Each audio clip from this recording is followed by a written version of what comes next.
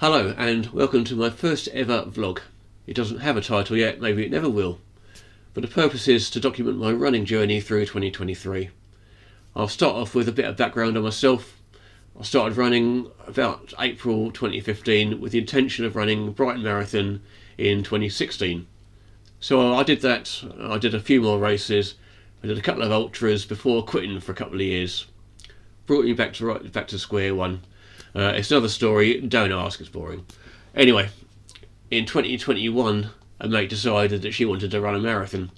So we trained together and we ran Brighton in 2022, year just gone. Then I ran the virtual London Marathon in October, where I was, to put it bluntly, as ropey as hell. Completed it in about 5 hours 24. So what do I do to address this? What do? You sign up for a bunch of ultras. I've got these on my board behind me. In April I've got Brighton Marathon. Yeah, I know, it's not an ultra. I'm not starting off with an ultra. What do you think, I'm nuts? In May I have the North Downs Way 50, which is my first big one.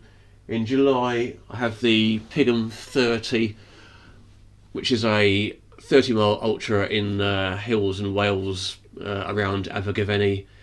And in November I have the Escape from Meriden, which is a race, starts from Meriden near Birmingham, the centre of the country, and you have 24 hours to get as far away as you can as the crow flies. I did it a few years ago. It's a great race. If you ever got a chance to run it, do it. For once I'm actually going to be taking my training a little more seriously than I have in the past, and I'll be bringing you along on the journey wherever it may lead. I'm not going to sugarcoat any of my runs.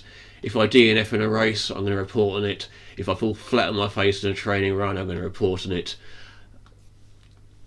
All of my successes and my failures, you'll be along there with me. So I'm just about to go on a 13-mile run. It's 1 PM on the 2nd of January. I'm not expecting to be out in the dark, but just in case, I've got my running vest with a reflective jacket, gloves and a head torch. So I'll linger no more, let's go for a run. Right, I'm about 2 miles in. Had to alter my route. Couple of things there.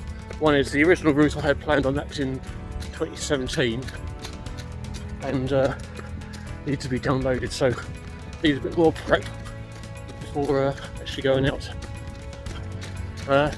This route I've had to alter again, purely because of building works. There's a whole lot of houses going up in the area, which if you do ever happen to travel this route, you might want to avoid. Just like I was trying to avoid people, which is when I start recording this, and now I've seen loads of them. But anyhow, that's by the by. So yes, as I say, about 2 miles in, a nice, easy, comfortable pace. First run of 2023. 2019 rather than first run of 2023. I want to get some miles on my legs, so stuck a half marathon in and just following that now. Mostly trail. You'll find most of my runners are trail just because road running is boring, and I get to see views like this.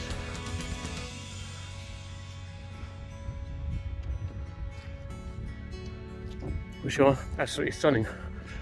I'll sign off for now. More like 6.75 miles. Now, originally I was intending to do 13, but detours due to getting lost, my route map changing halfway through, and paths being dug up by house builders. I think I'm probably going to end up about 14. So it's around about halfway through the run. Did I really need to say any of all that? No. But yeah, so it's going to be about 13.5, 14 miles today, a little more than I intended, but halfway through feeling good.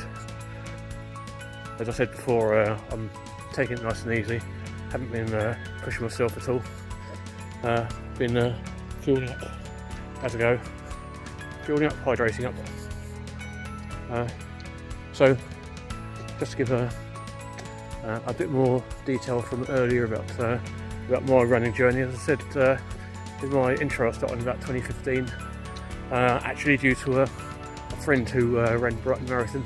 That was his first marathon, and at the end of it, I said to him, I was really fired up for the guy. I said, "Oh mate, I'm going to run this with you next year," and that was when I realised I was going to have to start running. So my very first run, I work in Kings Hill, and I used to get the train and the bus down. So on this occasion I thought I will run from Kings Hill up to Westmoreland Station, about 1.5 miles, mostly flat, and it absolutely killed me. And I thought there's no way I'm going to be able to run a marathon. I just don't have it in me.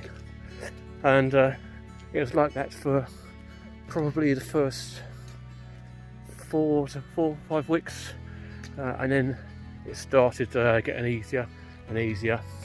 And I was putting on the miles. This is where I started making my mistakes. I started off building up the mileage too quickly, too soon. So I was up to half marathon distance, I think, within 3 months maybe, and my pace was faster than it is now.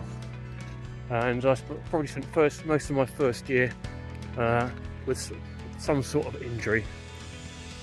So in fact I ran my first marathon a few weeks before I had to get physio because I'd knackered my calf.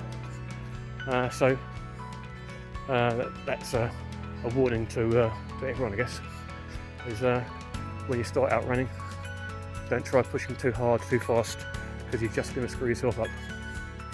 I'm going to carry on running now, and more like just past 10 mile on quite a rare bit of road for this route, and it's been harder than I was expecting. I think it's a combination of my training hasn't been particularly stringent up to this point. That's all changing in 2023, and also it's been muddy as hell, so I've probably been running twice as far as I actually needed to. But yeah, I've still got plenty of energy left in my legs to finish this off. 3.5, perhaps 4 miles to go, and then we're done. I'll have a breakdown of it after. Okay, I hadn't intended on performing a post-mortem on this run, but I struggled for the last few miles, so I want to break it down, trying to work out what went wrong, why. So this gets down to why I started vlogging after all this time. I'm never going to win races. I'm never doing the Montane Spine, I'm never doing Barclay Marathons, I'm never doing anything major. I'm just Joe average, but that's the point. I'm just a bog standard average runner who's trying to be slightly better than average, and maybe what I learn can help other runners. So let's get into it. I did the virtual London Marathon on the 2nd of October, and since I was on call at work, I split this into 4 6.5 mile loops so I could be within an hour of home if I needed to. Look at my Strava feed since then. Let's have a look. I'm going to try and stick a link to my Strava feed or a screenshot or something in the video so you can see what I've been doing. So 2nd of October I did the VLM, done some couple of 8 and 9 mile runs, 3 miles, 6 miles. I did a couple of 10 mile runs, and that's about it. Maybe 20 runs between October and now. So there's not a great deal.